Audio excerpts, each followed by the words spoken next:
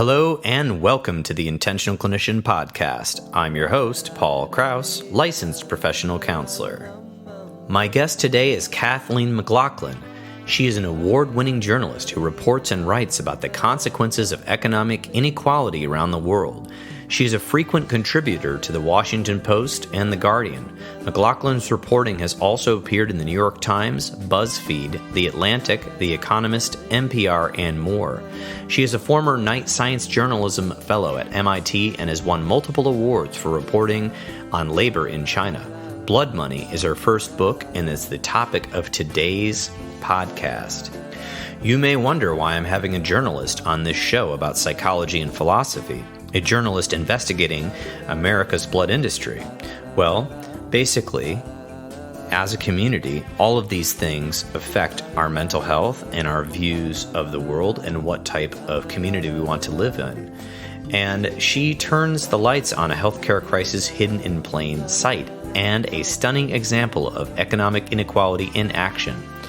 Of course, this is intermingled with her own story as a working-class American managing a chronic illness. She finds an industry that targets and exploits America's most marginalized communities to feed the industry's hunger for human blood plasma to the tune of over 20 million pay-for-plasma extractions each year. American blood, as we are just one of 5 nations worldwide to allow this practice, is extracted, processed, and packaged for a sale as part of a $30 billion global industry. And there is more to say about this, and you will enjoy her on this episode of The Intentional Clinician. If you are looking for a medical billing company with ethics and excellent customer service, and you are in the mental health industry, check out Therapist Billing Services.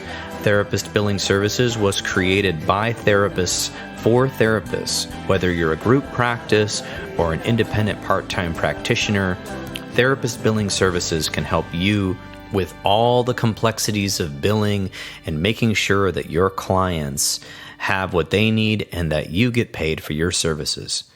Check us out at www.therapistbillingservicesllc.com. All right, now let's get to the interview.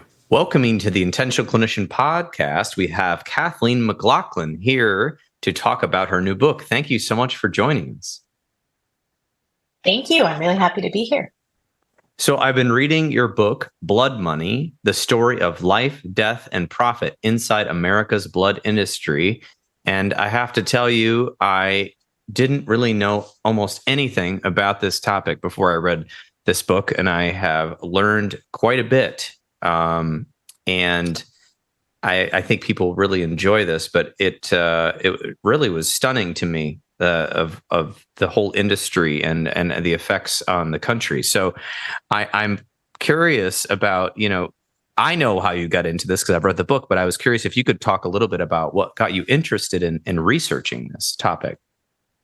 Of course. Yeah. So about 20 years ago, I was diagnosed with a rare nerve disorder. It's actually an autoimmune disease that in which my immune system attacks the wrong parts of my body. The treatment for my illness is a medication that is called intravenous human immunoglobulin. And it is made from the immune particles that are found in other people's blood plasma.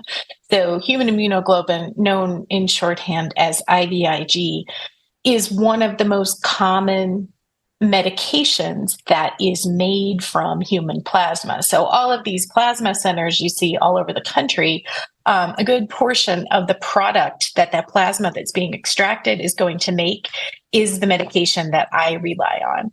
And over the years, I require treatment. It depends on, what my illness is doing. That if I'm having a flare-up, I might need to have treatment once every 5 to 6 weeks. So over the years, I have spent many, many hours sitting in a chair having infusions of a drug that's made from other people's plasma and always wondering, who are these people that donate plasma or sell plasma? Because we know all about blood donors. That's a really kind of open topic in American society. I think people are very proud of donating blood, especially if they're a frequent donor. But we talk less about plasma donation and selling plasma. So I was very curious to try to learn who these people are that are providing the substance that is made into my medication. That's what kind of launched me into this book, was trying to figure out where this thing that keeps me or allows me to have a normal life, where in the heck it comes from. I think that's a pretty good reason to get involved in researching it. And I think many of our listeners may have heard of plasma centers. And I had heard of one recently where my clinic is in Grand Rapids. And I had heard people saying, oh, I went to donate plasma and they paid me $50 or something like that. And I didn't really understand what it was. I knew it had something to do with blood.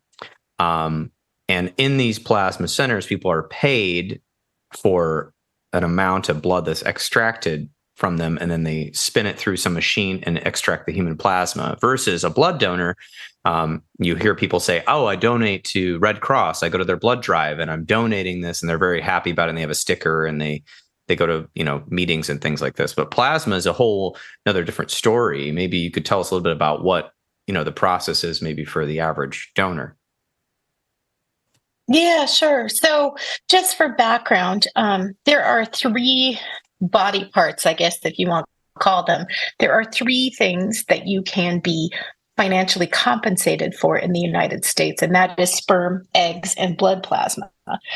You can't sell anything else, any other part of your body. Those are the three things.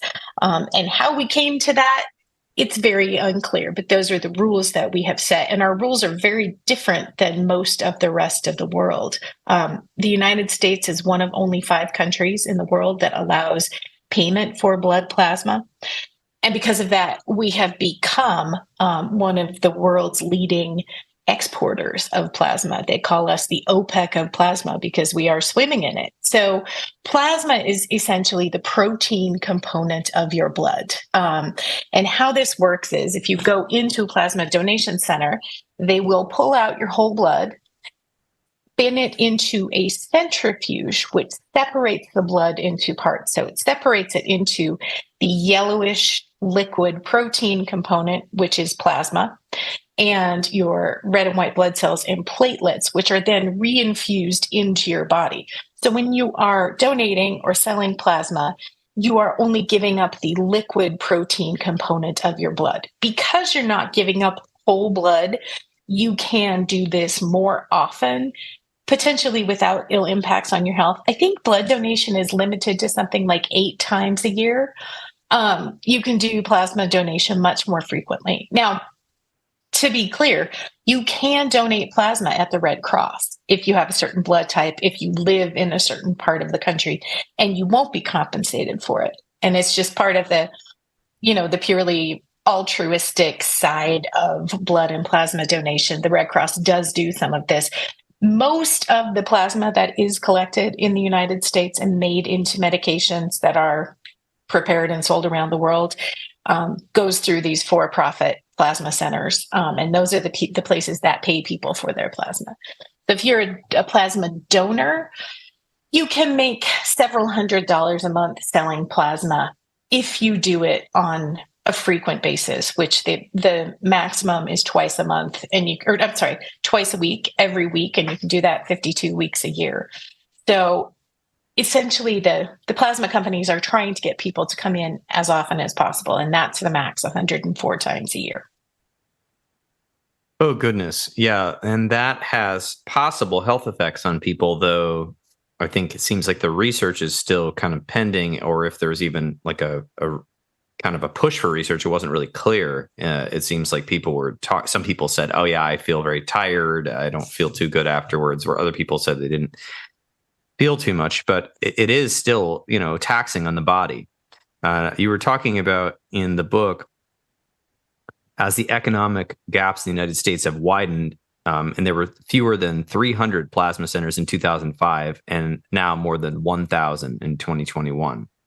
And they are often in strip malls. Yeah, so they've tripled in the last 15 years. They've tripled in number. Yeah, so and that's quite a few. So there's a lot to be said about this plasma donation and kind of the whole journey that it takes into these global entities that then make, different drugs and products and then market them.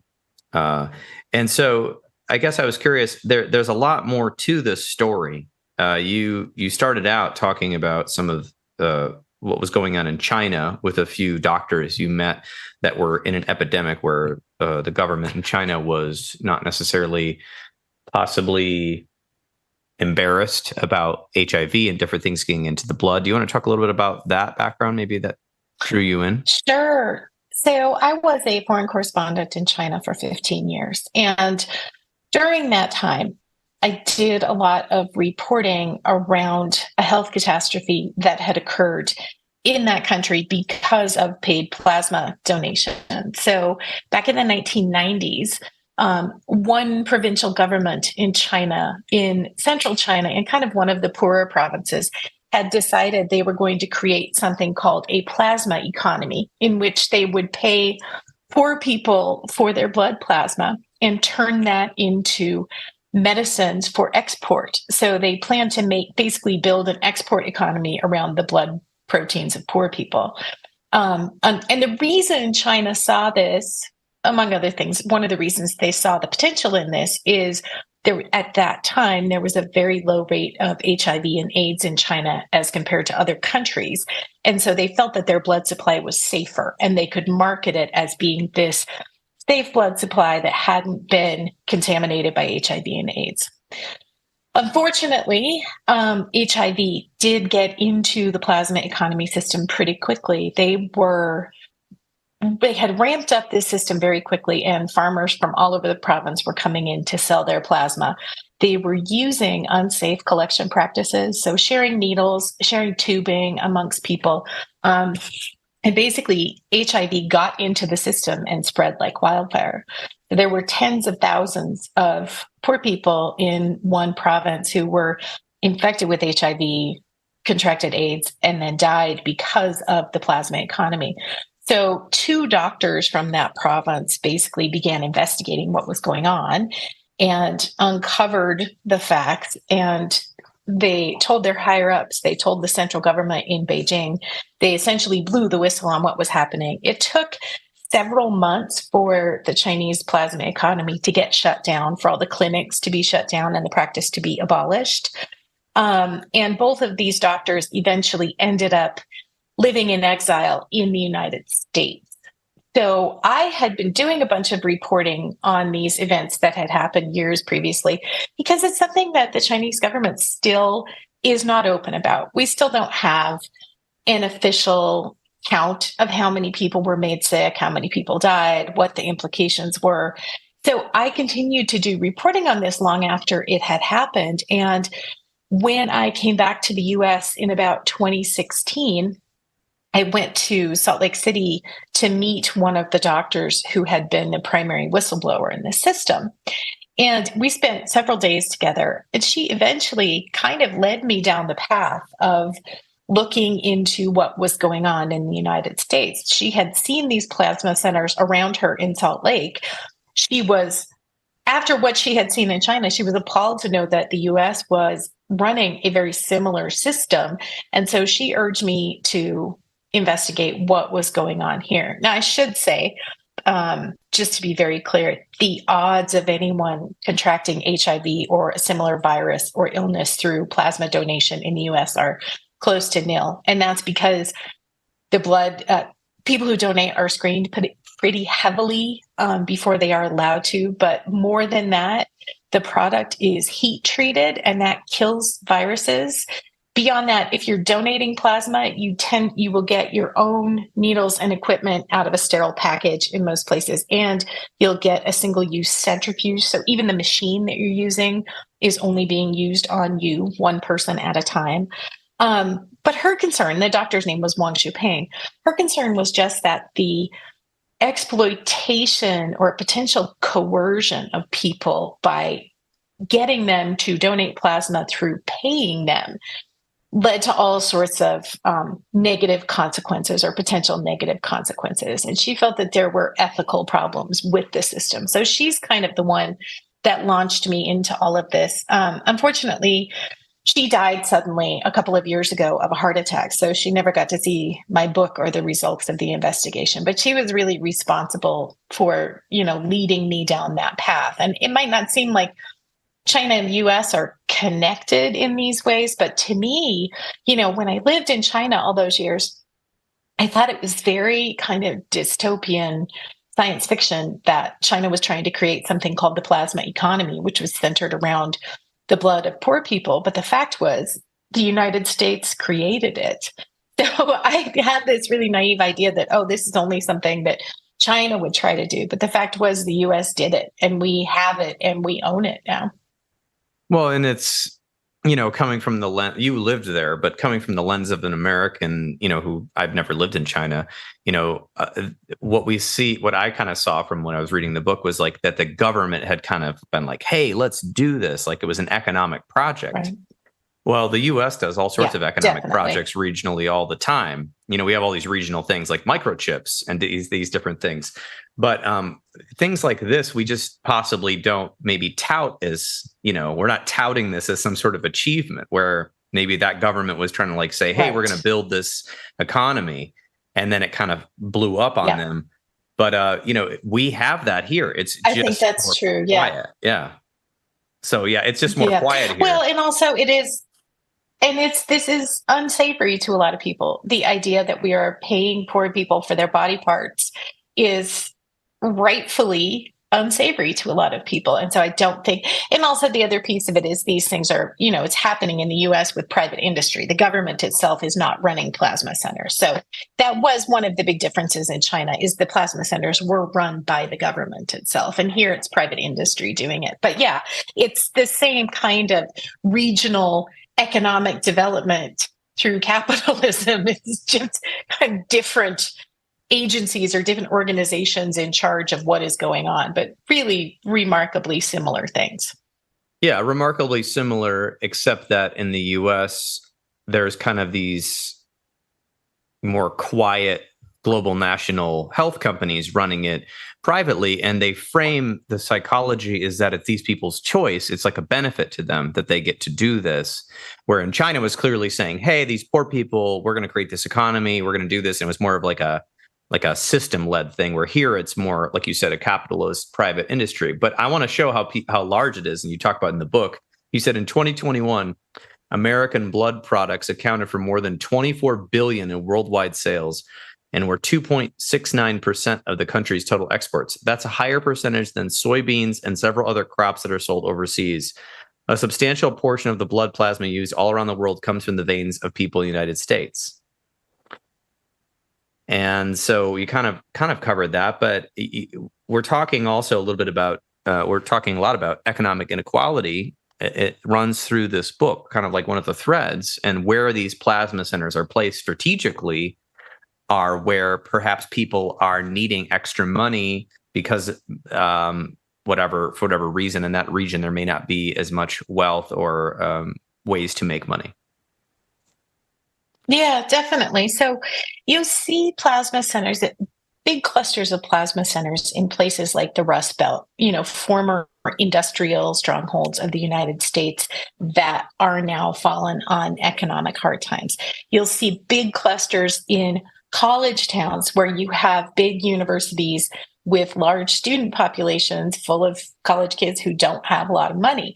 You'll see clusters all along the US-Mexico border. And the reason for that is Mexican citizens can come across into the US and sell plasma and earn an income which is higher than they earn back home. You won't find plasma centers in wealthy neighborhoods. You won't find them in places where people are well-to-do and making decent incomes. And what's been really interesting to me in reporting and writing this book is talking to people about it as I'm doing it. And friends and family I have who might be better off economically have never heard of this practice, whereas people I know who are less advantaged and have been poor or broke, they know all about it. So there's really this divide, I think, in the US of like selling plasma. If you have ever struggled financially, you may have done it, or you at least know about the possibility of doing it. If you are someone who is, there's also an age difference here, because if you're, I would say, over 50, maybe it didn't used to be so common, so you may not have heard of it.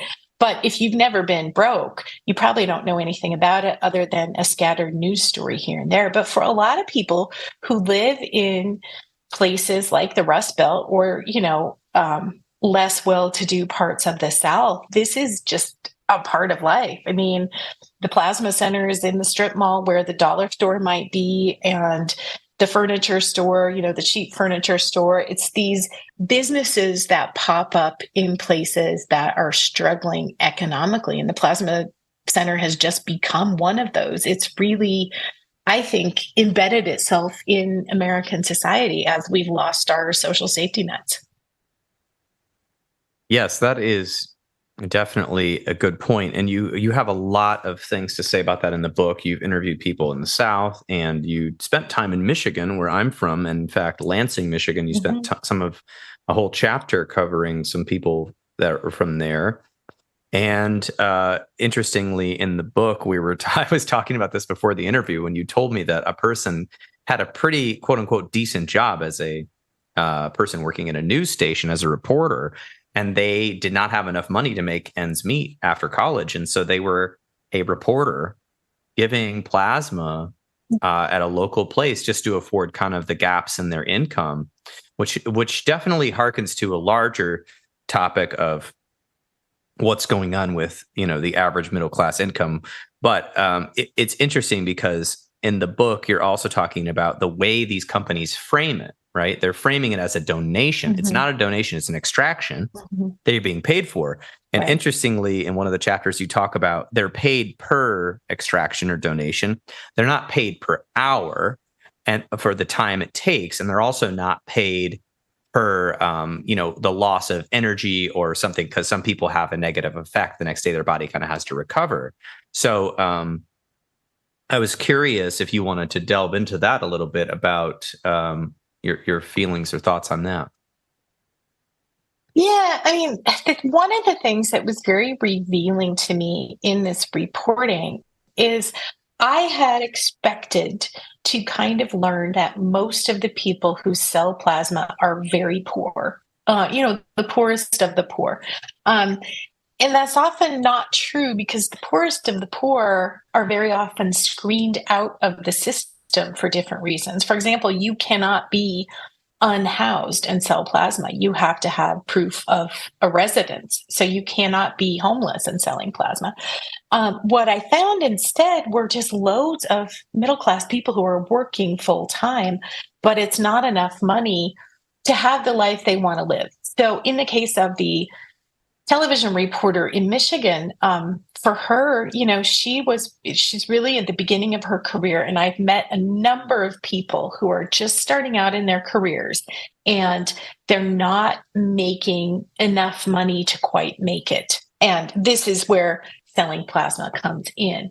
So she was earning a decent income, but it wasn't quite enough. And so she was depending on selling plasma to buy groceries, and this is someone who 30 years ago, if she had been starting out in local television news, probably would have made something closer to a living wage. Now it's a struggle for what used to be a middle-class job to actually live on that in a middle-class sort of way. So I've met people who have sold plasma to pay for vacations. I've met people who sell plasma to pay off student loans. I've met people who sell plasma literally to buy groceries, which is what this young woman was doing. And I think that, we see these statistics, right, about wages no longer keep pace with the cost of living. And you can see that statistic over and over and over. But it doesn't really mean anything until you meet people who are literally selling their body parts to make up the difference, right? So that, to me, was a major revelation that it is in a lot of people's minds. I've never sold plasma primarily because I can't. I'm a recipient of blood products, and so I'm banned from doing it. But I think in a lot of people's minds, you have this notion that people who do this are the poorest of the poor, and it simply isn't true. As far as The health impacts, that's pretty interesting. So anecdotally, I have heard from a lot of people that it makes them feel very sick. And you'll hear primarily that it causes like severe exhaustion. So people get really, really tired. One person described it to me as bone crushingly tired. Someone else told me that after donating, they passed out in their car. I've heard that several times, people passing out after selling plasma.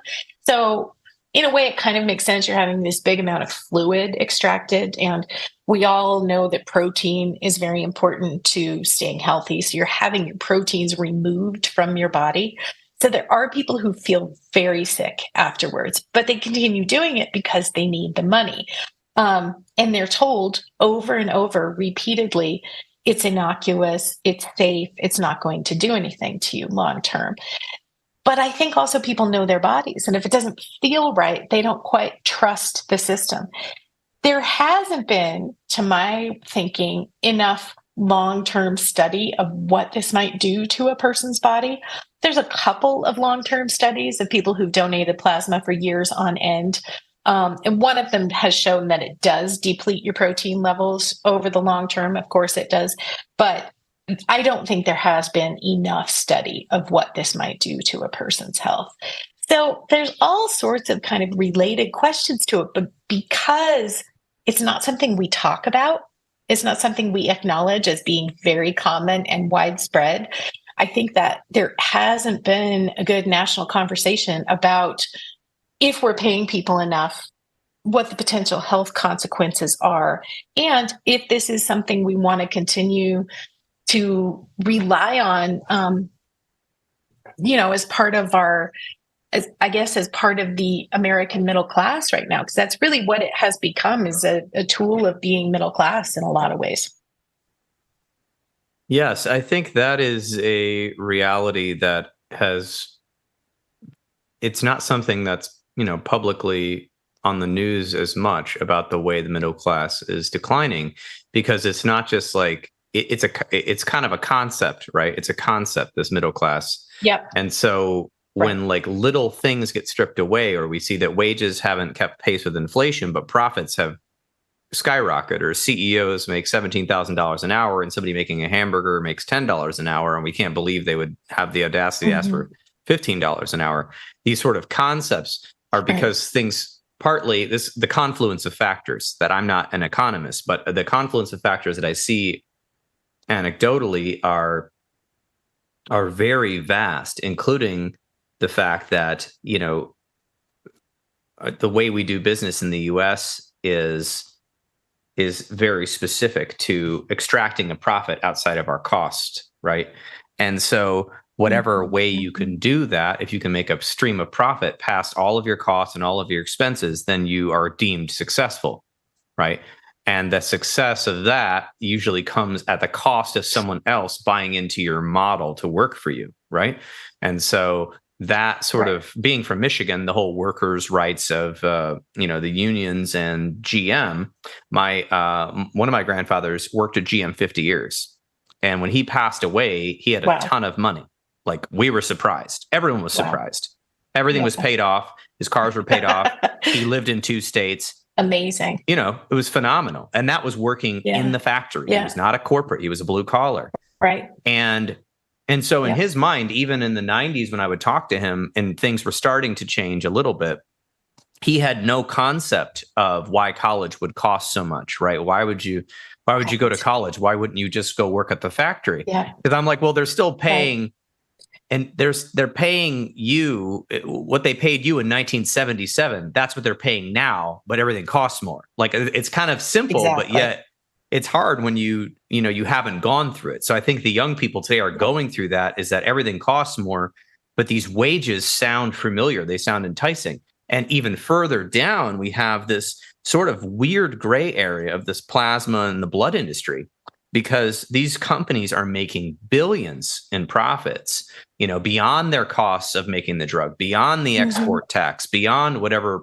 marketing they have to do to get it. And on the positive side, they're benefiting people like you. But on the negative side, you talk about how much the drugs, they're saving people's lives, but how much did this drug cost you? And I can't remember what you said in the book. How much did it cost per year for these treatments? Well, Okay, so my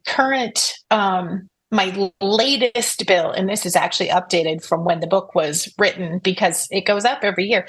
My latest cost is $13,000 per dose.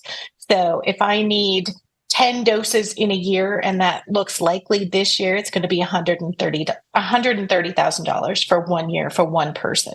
Now, it's not a one-to-one. My drug is, I'm not, taking plasma directly from one person who's getting $40 a pop, but there's a lot of profit going on in the middle there. And, it seems not right to me that we aren't able to figure out how much that is, who's making it, and if that's something we're okay with. I mean, the other part to know about this industry is that several of the big players in the plasma industry are not American-based companies. I mean, they have American subsidiaries, but of the three biggest companies, one is based in Spain and one is based in Australia. So this is really a multinational business that's centered around the blood of American people. So these companies own plasma extraction centers all around the United States. The decisions about how those are run, the decisions about pricing, how much Americans get paid for their plasma are made outside of our borders.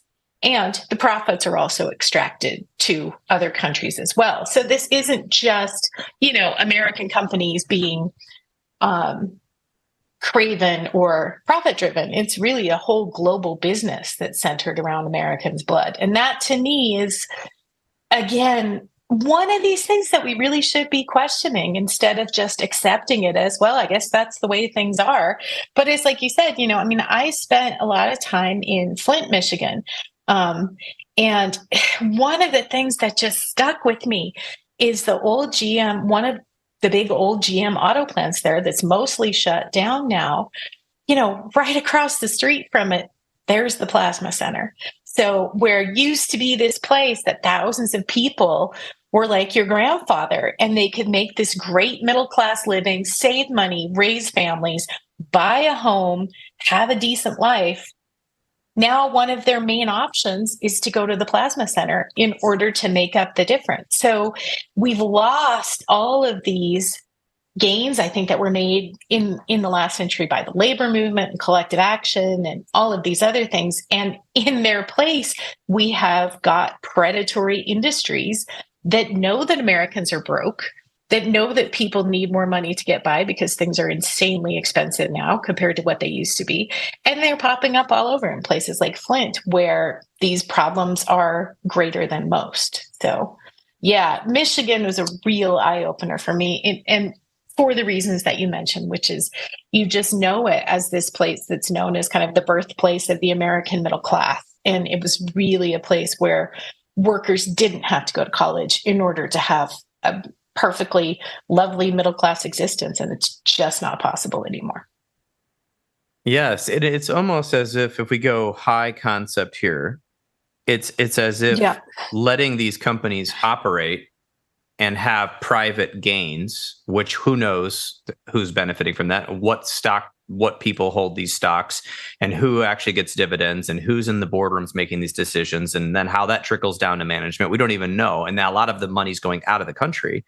We're having like a public loss. And also because of our public loss of many other industries and many other private decisions, we are also experiencing then these companies coming in and saying, oh, well, let's prey on this. Let's make a payday loan company. Let's not craven, but like, let's benefit on this. That's kind of makes sense. So I think one of the questions you're talking about is what is in the United States public interest, or what is in the state's public interest? Is it having citizens who are able to make what we call a middle? So they're not poor, they're not living like hand to mouth, but they're not rich either. But they could have this ideal that we kind of came up with in the U.S. of being able to like own a home and be able to get education and have a vehicle that works, or transportation.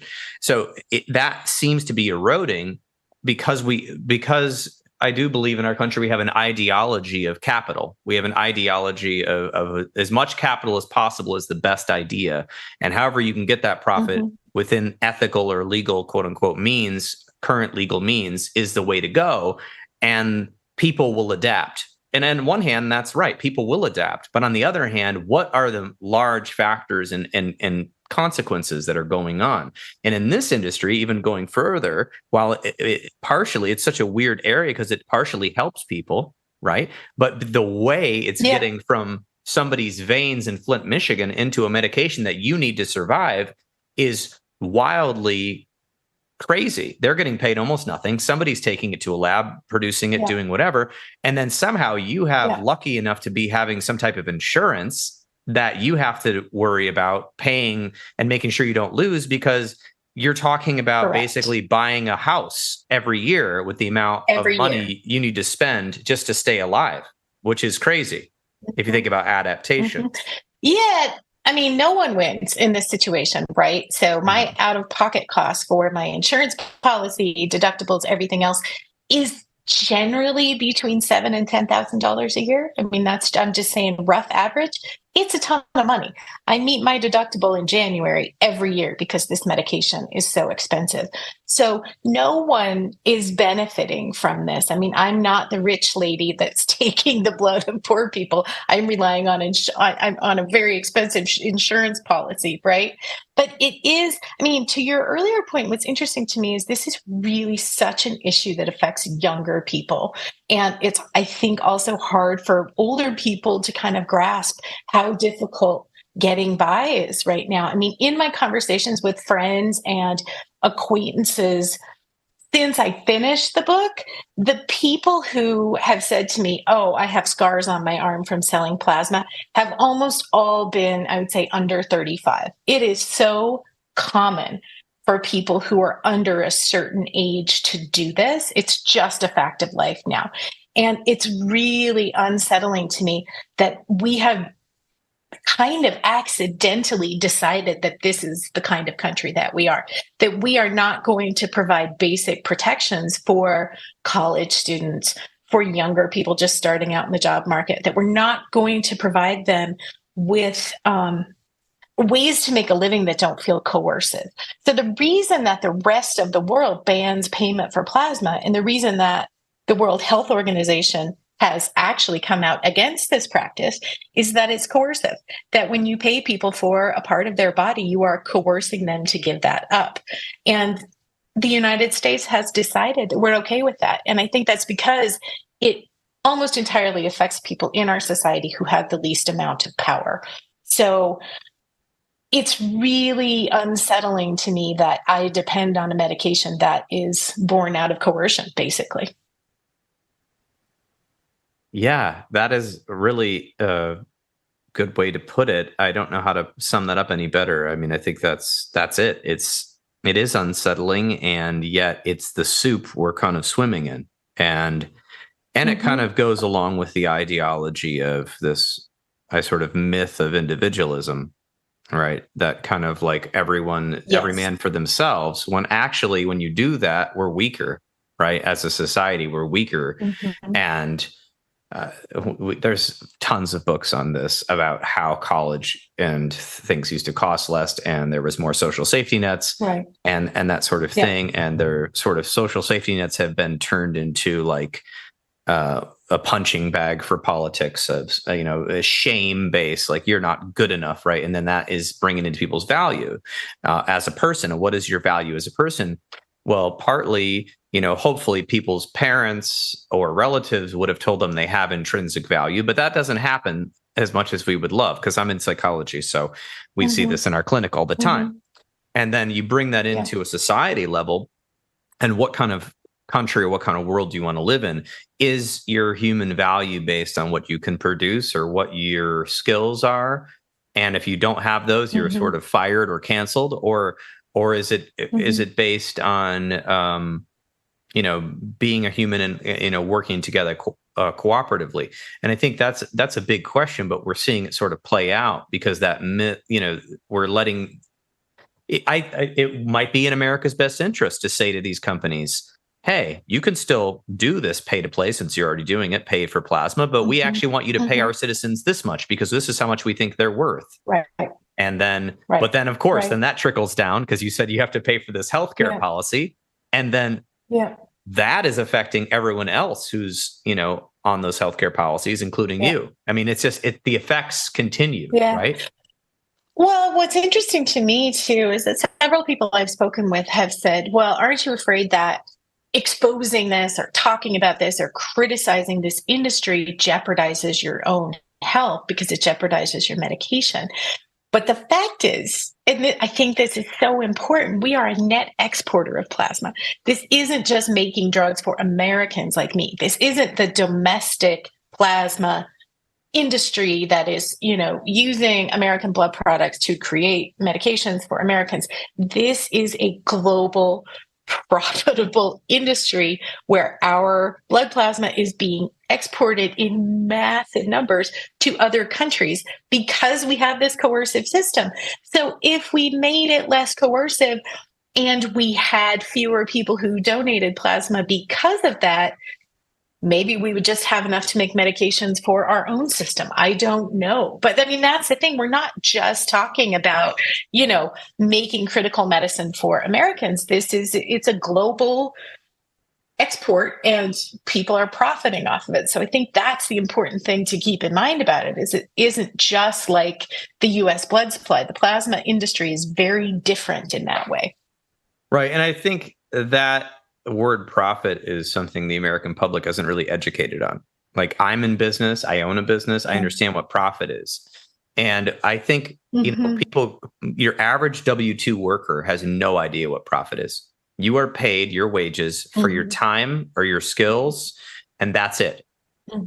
Profit is what the company has left over after they pay you, the building costs, the shipping costs, every single possible cost. They have left over a lot of money. And then that goes to the elite people, right? Or that goes to reinvestment or whatever it goes to. It's not like, good old Joe's Plasma, they're just making a living thanks to this system. That's not what we're talking about.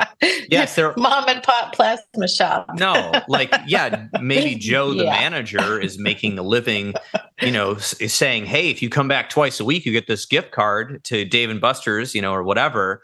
They do these weird incentives at these plasma centers.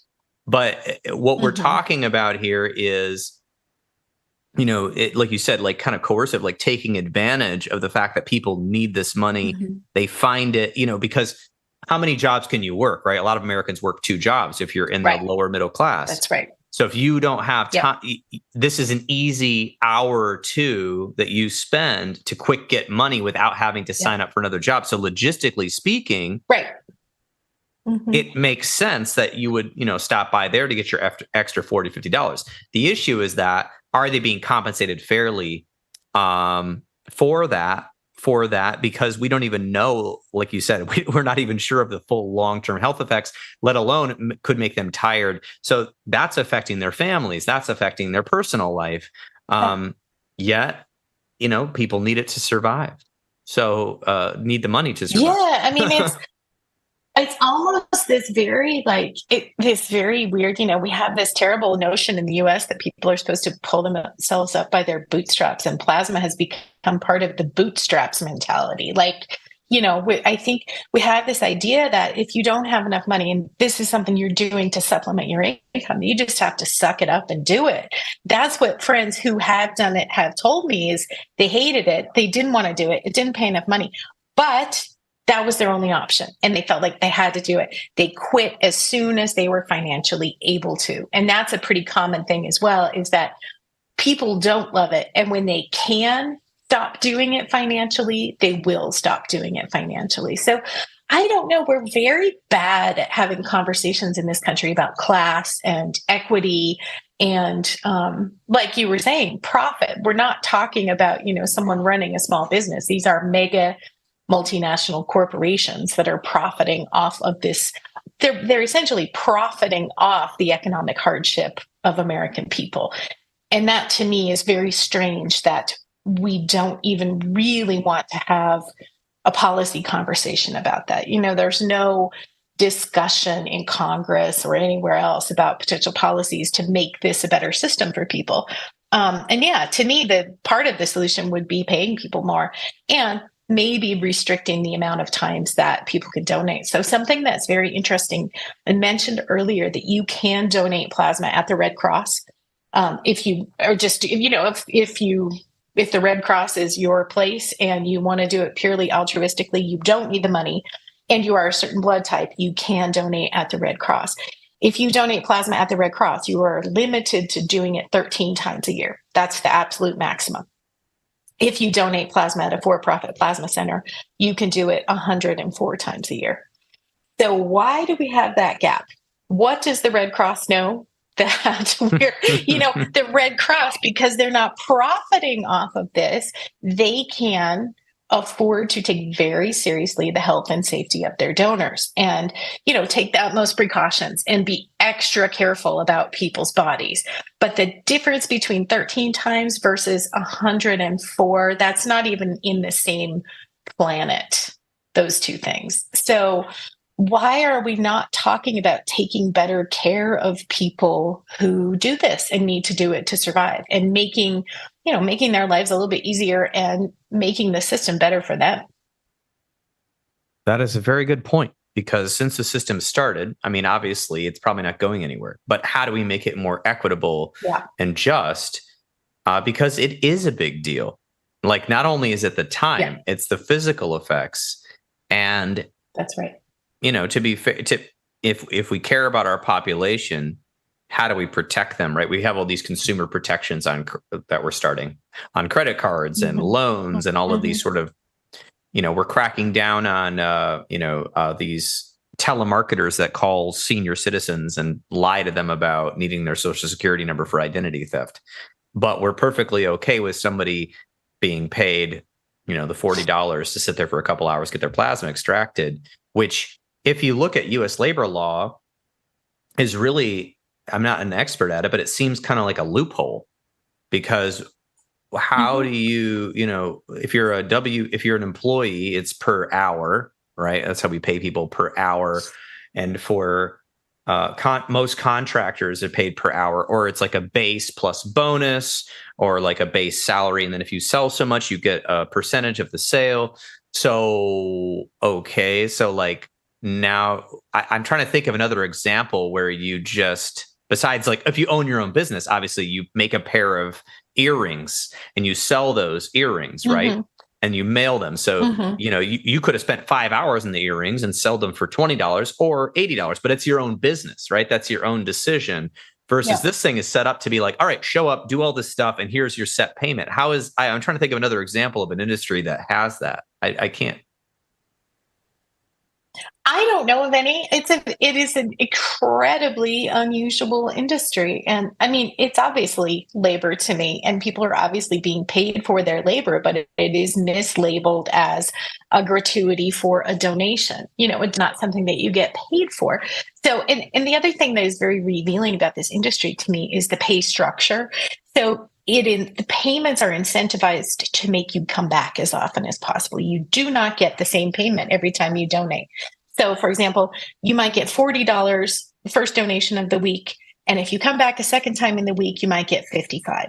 If you go 8 times in a month, you get a bonus, right? So, it's payment that is reflective of labor. The more often you do it, the more you're getting paid. That isn't a donation. So, to me, it's like, it isn't, the industry isn't going to go away. We're not suddenly going to roll back and say, oh, the United States no longer allows people to be paid for plasma donations. That's not going to happen. But what we should be doing is, like you said, looking at paying people more and how to make this better for people, and potentially how to kind of alleviate some of the concerns that people have about long-term health impacts. I have talked to several people who've read the book and been very concerned that they might be looking, they sold plasma for a couple of years in college and they don't know what it did to their bodies. And maybe in 20 years, it might be causing a problem. So why aren't we doing more to protect them from, potential impacts, or at least doing more study to bear out that there aren't any risks? Why is the Red Cross so much more protective of people's health? and allows donation much less frequently. I mean, it's obviously because they're not making a profit on it, but there's just a lot of questions here that we're not even asking.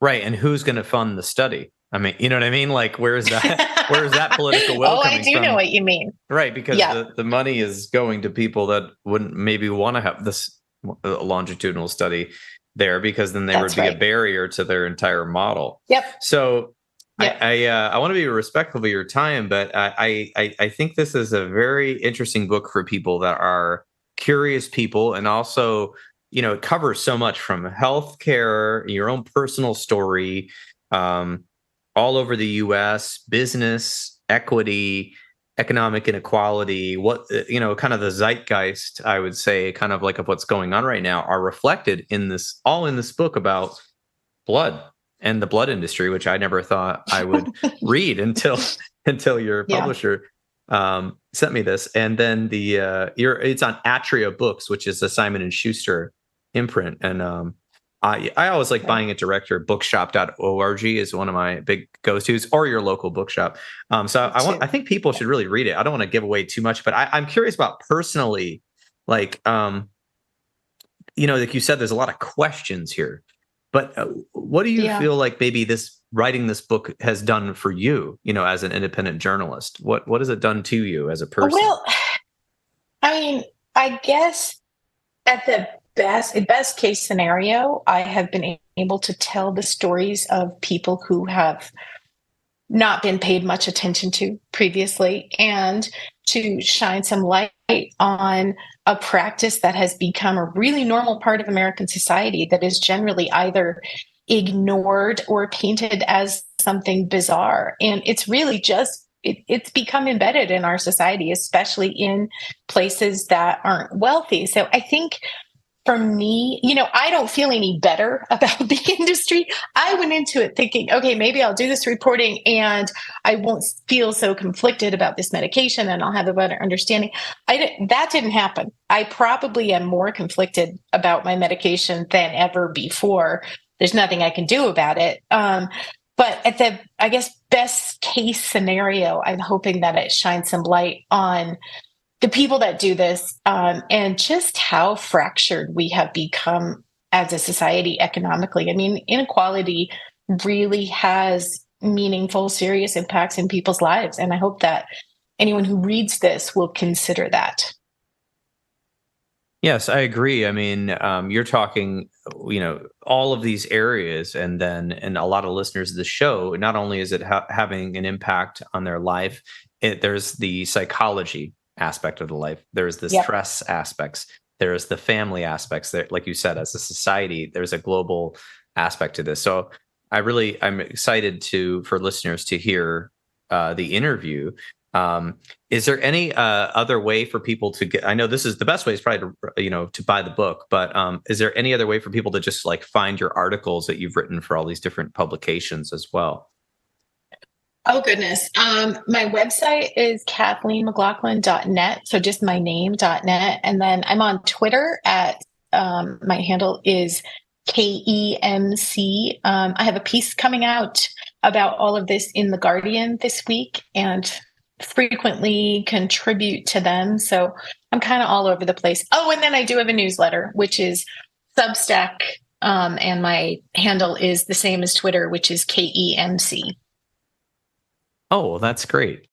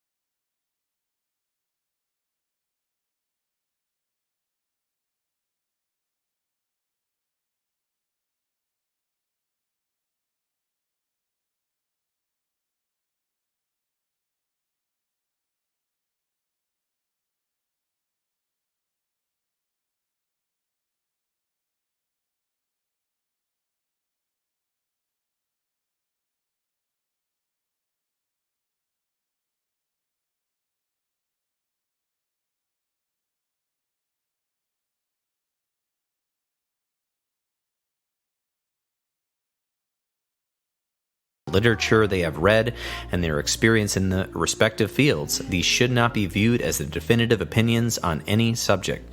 Listening to this podcast is not a substitute for treatment. If you are in a crisis, please dial 911 right now or the National Suicide Crisis Hotline at 988. You can also text 741-741 and a live trained crisis counselor will respond. You can support your local bookstore by shopping at www.bookshop.org. You can order online from the comfort of your own home while supporting local businesses near you. If you are a therapist and you are not a member of your local counseling or therapy association, please join. We have to make sure our industry is not turned into gig work. We have to make sure that people get quality mental health services wherever they live, and we need to be able to integrate them into schools and businesses and wherever else the needs are. All right, until next time, I'm wishing you all a safe and peaceful week.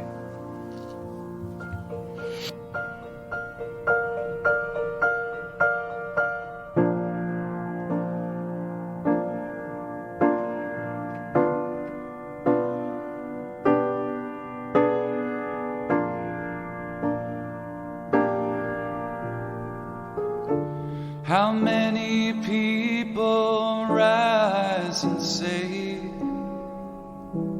my brain's so awfully glad to be here for yet another mindless day. Now I've got all morning to obsessively accrue a small nation of meaningful objects, and they've gotta represent me too. By this afternoon I'll live in debt, and by tomorrow be replaced by children. How many people rise and think, oh good, the stranger's body's still here, our arrangement hasn't changed. Now I've got a lifetime to consider all the ways I grow more disappointing to you as my beauty warps and fades. I suspect you feel the same. When I was young, I dreamt of a passionate obligation to a roommate.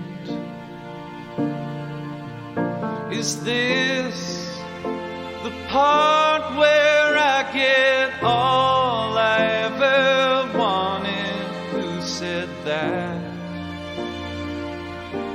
Can I get my money back?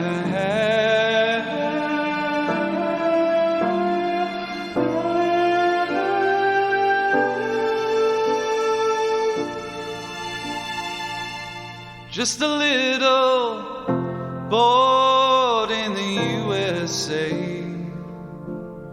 Oh, just a little bored in the USA. Save me, white Jesus, bored in the USA. Oh, they gave me a useless education, subprime loan, craftsman home, keep my prescriptions filled. Now I can't get off, but I can kind of deal with being bored in the USA. Oh, just a little bored in the USA. Save me, President Jesus, I'm sport in the USA.